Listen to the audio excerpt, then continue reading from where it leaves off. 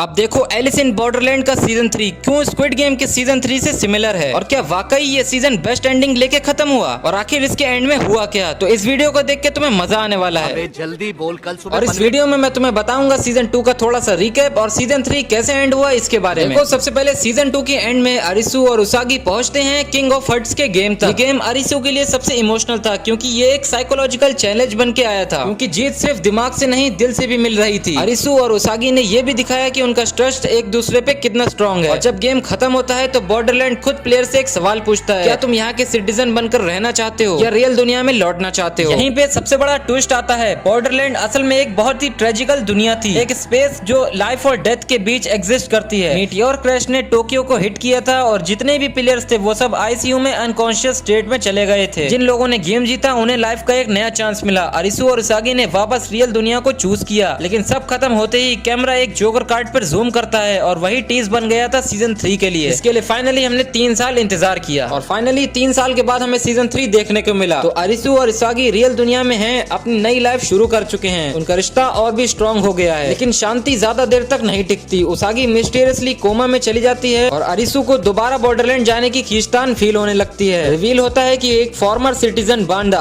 अभी भी बॉर्डरलैंड में एग्जिस्ट कर रहा था। बांदा अरिसु को वापस खींचने के लिए डॉक्टर रूजी को मैनिपुलेट करता है और उसागी की जिंदगी को बेट बनाता है। अरिसु दोबारा बॉर्डरलैंड में आ जाता है और एक final set of game start होते हैं। इस बार थीम और भी अनप्रेडिक्टेबल होती है, एक जोकर बेस्ड गेम जो कि एक चांस और केओस पे चलता है। और ये वाले गेम जो इस बार सीजन 3 में हमें दिखाया गया ये एक टूर्नामेंट की तरह चलते हैं। देखो वहाँ का सिटीजन बांदा चाहता है कि अरिसु परमानेंटली बॉर्डरलैंड का सिटीजन बन जाए ताकि वो अपना कंट्रोल दिखाए, लेकिन अरिसु डिसाइड करता है कि वो उसागी और अपने दोस्त के लिए खुद को सेक्रीफाइस करेगा। डॉक्टर रियूजी इनिशियली बांदा के साइड में होता है पर अंत में रिग्रेट करता है और वो सेक्रीफाइस भी कर देता है। और हमें क्लाइमैक्स में एंड में ये भी पता चलता है कि ये गेम को कोई कंट्रोल नहीं कर रहा था, कि हम बॉर्डरलैंड के वॉचमैन से मिलते हैं क्योंकि ये हैट वाला आदमी था। ये कैरेक्टर हमें एक्सप्लेन करता है कि जोकर एक इंसान नहीं एक कॉन्सेप्ट है, रैंडमनेस का, केओस का। जोकर कार्ड सिंबल है कि बॉर्डरलैंड के पीछे कोई एक मास्टरमाइंड नहीं है, ये जिंदगी का रिफ्लेक्शन है, अनप्रेडिक्टेबल और अनफेयर।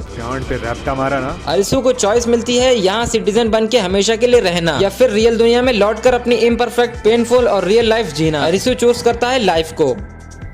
इस्तेमाल कर सकती है। अरिसु और उसागी हॉस्पिटल में फिर से जगते हैं। उसागी कोमा से वापस आती है और दोनों एक दूसरे के साथ एक नई बिगिनिंग का प्लान करते हैं। बाकी सर्वाइवर्स जैसे नोबू, रे, सचिको, यूना भी अपनी लाइफ में वापस आ जाते हैं। यूजी की सैक्रिफाइस बॉर्डरलैंड में ही खत्म होती है और बांदा का प्लान फेल हो जाता है। और इसके बाद हमें इसकी एंडिंग दिखाई जाती है जो कि बिल्कुल ही सेटिस्फाइंग थी या नहीं ये मुझे तुम कमेंट में बताना जरूर। जब सब कुछ नॉर्मल लग रहा होता है शो एक बड़ा टीज छोड़ता है। दुनिया भर में अर्थक्वेक्स और डिजास्टर शुरू हो जाते हैं। मतलब बॉर्डरलैंड का कॉन्सेप्ट अब सिर्फ टोक्यो तक सीमित नहीं रहा बल्कि ग्लोबल भी बन चुका है। लास्ट सीन एक अमेरिकन डाइनर में शिफ्ट होता है जहां एक वेट्रेस का नेम प्लेट पर दिखाया जाता है जो कि होता है एलिस। ये हिंट है कि अगला चैप्टर बॉर्डरलैंड की कहानी एक नए कॉन्टिनेंट, एक नए हीरो और एक नए स्केल पे ले जाएगी।